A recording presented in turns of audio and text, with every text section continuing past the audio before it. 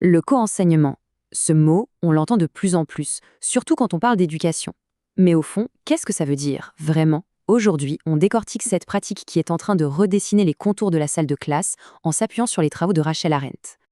Pour commencer, faisons un petit exercice. Pensons à une salle de classe. L'image qui vient quasi instantanément, c'est souvent la même. Un professeur seul face à sa classe. C'est le modèle classique, celui que la plupart d'entre nous connaissent bien. Mais voilà, ce modèle, est-ce qu'il tient toujours la route? Aujourd'hui, les classes sont de plus en plus hétérogènes, avec des profils d'élèves très différents.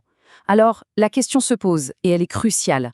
Un seul enseignant peut-il vraiment, tout seul, répondre aux besoins spécifiques de chacun? Ma classe, mes élèves. On l'a tous déjà entendu, cette phrase. Elle est hyper révélatrice.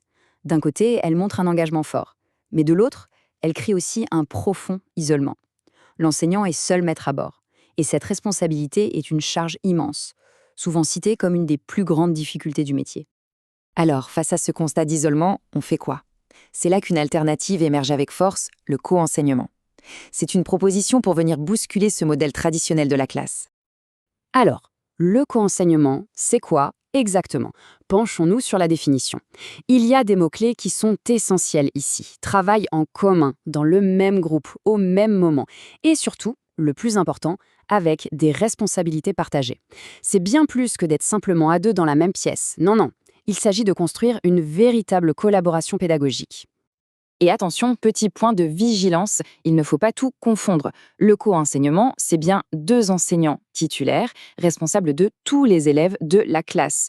La co-intervention, c'est un peu différent. C'est souvent un spécialiste qui vient en appui sur un petit groupe d'élèves. Et la co-animation, ça peut être beaucoup plus ponctuel pour une activité précise, parfois même avec un intervenant extérieur. La nuance est vraiment importante. D'ailleurs, cette idée ne date pas d'hier, hein. Elle a des racines qui remontent aux années 60 aux États-Unis avec ce qu'on appelait le team teaching, qui était surtout centré sur la planification en commun. Puis, dans les années 70, les écoles ouvertes ont mis deux profs dans le même espace pour encourager la coopération. Et c'est finalement dans les années 90 que le co-enseignement devient une stratégie majeure pour l'école inclusive. Bon, l'histoire c'est intéressant, mais la vraie question c'est, concrètement, pourquoi ça marche? Qu'est-ce qui fait que le fait d'être à deux, ça change vraiment la donne? En fait, tout repose sur deux grands piliers. Le premier, il est pédagogique. À deux, on peut simplement faire des choses qui sont impossibles quand on est seul. On peut rendre les cours plus flexibles, plus dynamiques. Le second pilier, il est inclusif, et ça, c'est fondamental. Le co-enseignement est une réponse directe pour bâtir une école qui soit vraiment accessible à tous. Une école où chaque élève a sa place. Et les résultats alors? Qui y gagne dans cette histoire? Eh bien, la réponse est assez simple. Tout le monde. C'est une situation gagnante pour les élèves, mais aussi pour les enseignants. Pour les élèves, les bénéfices sont juste énormes. Imaginez un peu, plus d'interaction avec les profs, des retours quasi instantanés sur son travail, et surtout, ça réduit la stigmatisation. Quand on a besoin d'aide, elle est intégrée à la classe pour tout le monde. Résultat, les élèves sont plus attentifs, plus engagés, leurs résultats s'améliorent, et en plus, ils développent des compétences sociales précieuses. Et pour les profs, le changement est tout aussi profond. Le co-enseignement vient briser l'isolement professionnel. On partage les responsabilités, on se soutient mutuellement, ce qui allège la charge de travail. C'est aussi une occasion incroyable de se développer professionnellement au contact d'un pair.